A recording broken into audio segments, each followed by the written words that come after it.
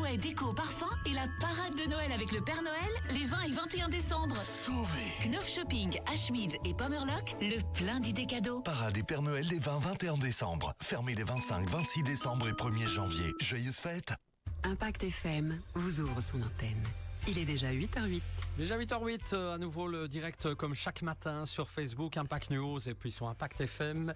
On consacre le rendez-vous de ce mercredi au concert de Nouvel An de Malmedy avec l'Eurosymphonic Orchestra qui aura lieu pour la date précise, le 10 janvier à la Fraternité. On en parle et ça tombe bien avec Pascal Pfeffer. Bonjour Pascal. Bonjour Patrick. Ça va-t-il bien? Très très bien, merci. Alors on arrive déjà presque en fin d'année, une année qui est passée encore de manière très rapide. Oh oui. Beaucoup de choses cette année. Alors l'Eurosymphonic Orchestra qui a fêté, rappelons-le à nos auditeurs, ses 30 ans l'année passée. Un petit mot bien entendu. Est-ce qu'on pourrait dire que les circonstances, les raisons de la création de cet orchestre aussi, parlons-en. Eh bien en fait, on sait que dans la région, il y a une activité culturelle très très importante. On sait qu'il y a de très très bonnes chorales, des bonnes harmonies, des fanfares, des big bands, des brass bands, excellents. Mais il n'existait pas d'orchestre symphonique. Et donc nous avons eu l'idée, il y a longtemps, c'était en 94, avec Patrick Lienne, de fonder un orchestre symphonique pour combler ce manque dans la région. Très bien. Est-ce qu'il y a encore des membres fondateurs et est-ce qu'ils sont tous professionnels à cette date? Oui, en fait, c'est un orchestre professionnel, donc à dimension variable. On peut dire que le plus petit orchestre, c'est 13 musiciens. Le plus grand, ça peut aller jusqu'à 80. Ici, en l'occurrence, pour le concert de Malmedy, nous serons 40.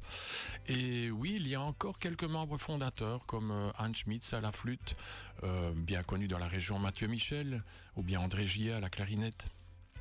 Très bien. Le répertoire principal de l'orchestre? Oui, il est très très très variable. En fait, nous allons de concerts Brel, concerts italiens, avec un petit peu le principe des trois ténors, les concerts viennois évidemment. Il peut y avoir ici, on a fait une tournée qui est extraordinaire, c'était les studios Ghibli, donc les animés japonais, c'était extraordinaire. Mais ici, évidemment, pour le concert du Nouvel An, il y aura quand même pas mal de musique typique des concerts du Nouvel An. Ça c'est clair. Alors depuis 30 ans, vous nous faites rêver. Chaque année une tournée les concerts du Nouvel An. Je pense que vous allez jouer forcément les plus beaux titres de Johann Strauss. Pourquoi cet attrait à ce répertoire viennois? En fait, je pense que je suis un petit peu tombé dans la marmite quand j'étais petit. J'ai toujours adoré cette musique. C'est une musique qui est légère, mais qui n'est pas à prendre à la légère, parce qu'en fait, c'est une musique très très difficile à interpréter.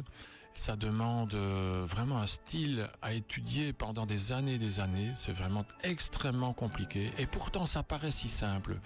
Et je vois ici que toutes les générations qui viennent écouter ces concerts trouvent vraiment un attrait à cette musique, qui est une musique en même temps remplie d'humour. Il y a énormément d'humour dans cette musique. C'est pas une musique sérieuse, c'est une musique vraiment de joie, de fête. Voilà, donc c'est une des raisons évidemment pour laquelle il y aura quelques œuvres de Johann Strauss au programme pour faire la fête et aussi pour faire la fête à Johann Strauss, puisque nous allons fêter les 125 ans de sa disparition. Ouais. Alors moi je pense personnellement qu'il y a beaucoup de choses qui ont vieilli, mais Johann Strauss ça reste, ça n'a pas pris une ride. Oh oui, Johann Strauss ne vieillit pas, comme par exemple aller dans un autre contexte, Queen aussi ça vieillit pas, U2 vieillit pas. Enfin voilà, il y a vraiment des musiques qui restent éternelles et je suis certain que les concerts du Nouvel An dans 100 ans, il y aura toujours un petit peu du Strauss dans ces musiques. Mais nous on ne sera plus là. En principe non. Alors est-ce qu'il y aura d'autres compositeurs mis à l'honneur, Pascal? Oui, parce que justement on voudrait être quand même le plus moderne possible et pouvoir répondre à la demande d'un public plus jeune. Et donc on a renouvelé sensiblement le programme. Il y aura de la musique donc du 19e siècle, Strauss et les contemporains, mais il y aura aussi même des musiques de films et des musiques plus modernes. Voilà, je ne veux pas dévoiler le programme parce que chaque pièce a été choisie comme une espèce de petit bonbon et dans chaque pièce, il y aura une surprise. Voilà, que évidemment je réserve au public du soir.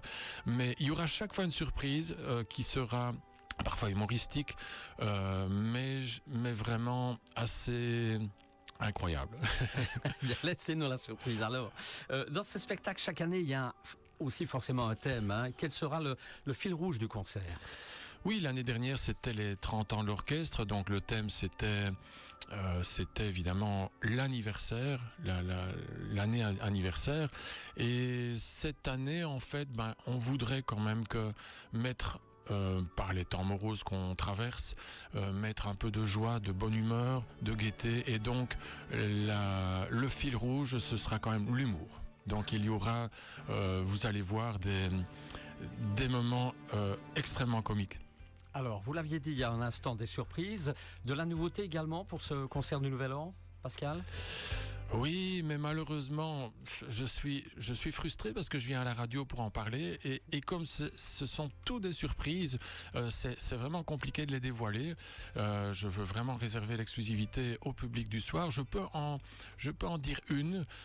Mathieu Michel, qui est un musicien bien connu de l'orchestre, puisque c'est le premier violon de l'orchestre, mais aussi dans la région, puisqu'il a dirigé des chorales et il est vraiment bien connu à Malmedy et dans les environs, viendra vous présenter un instrument tout à fait insolite. Je pense que personne ne le connaît. Je peux dire que ça fait partie de la famille du violon, mais voilà, avec une petite rajoute au violon, et c'est vraiment incroyable ce que cet instrument est capable de faire. Voilà. Oui, vous allez voir. On attend ça avec impatience. Bon, de manière pratique, on va rappeler la date, le lieu, l'heure du concert. Alors, donc c'est le samedi 10 janvier 2026, évidemment, puisque nous fêterons la nouvelle année. C'est à la Fraternité de Malmedy à 20h. Alors, l'ouverture des portes est à 19h précise et cela permettra aux gens qui viennent entre 19h et 19h30 de se voir offert un petit verre de l'amitié, un petit verre de bienvenue. Donc j'incite les gens à venir assez tôt pour déjà commencer à faire la fête dès 19h. Pour profiter un peu et changer, voilà. Autrement dit. Hein. Et autrement, les infos pratiques, c'est les infos habituelles, c'est-à-dire que on peut obtenir les cartes de prévente auprès de la Maison du Tourisme. Une petite nouveauté, c'est également au café Carpe Diem. Et parce que les horaires se complètent très bien entre la Maison du Tourisme et le café. Et également la billetterie en ligne, donc www.ESO, comme Eurosymphonic Orchestra 2026. Très bien. On arrive en conclusion de ce 8h08. Est-ce qu'on peut rajouter un dernier mot, une dernière chose ? Qu'évidemment, l'orchestre et moi-même, on souhaite déjà à toute la population malmédienne et des environs une excellente année, d'excellentes fêtes. On se réjouit de faire la fête avec vous lors de cette soirée du 10 janvier. Et j'aimerais juste ajouter une petite chose, c'est qu'on a vraiment renouvelé le programme cette année pour accueillir aussi les plus jeunes.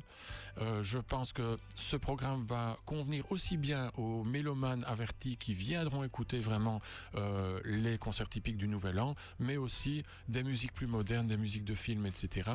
Et donc, c'est la raison pour laquelle nous proposons aux jeunes de moins de 18 ans, enfin de 18 ans et moins, des places à 10 €. Voilà qui est bien. Jeunes amis, mesdames, messieurs, on arrive au terme de ce 8h08. Un grand merci Pascal de nous avoir présenté en tout cas ce concert qui aura lieu le 10 janvier à la Fraternité. Grand merci Patrick, bonne journée. Fête de fin d'année évidemment. Oui, à vous aussi. Un grand merci, on se retrouve dans un instant pour la suite du programme musical. Les infos d'Olivier Tomezzoli à 8h30. Vivez de belles fêtes de fin d'année sur Impact FM. Impact FM. Impact FM.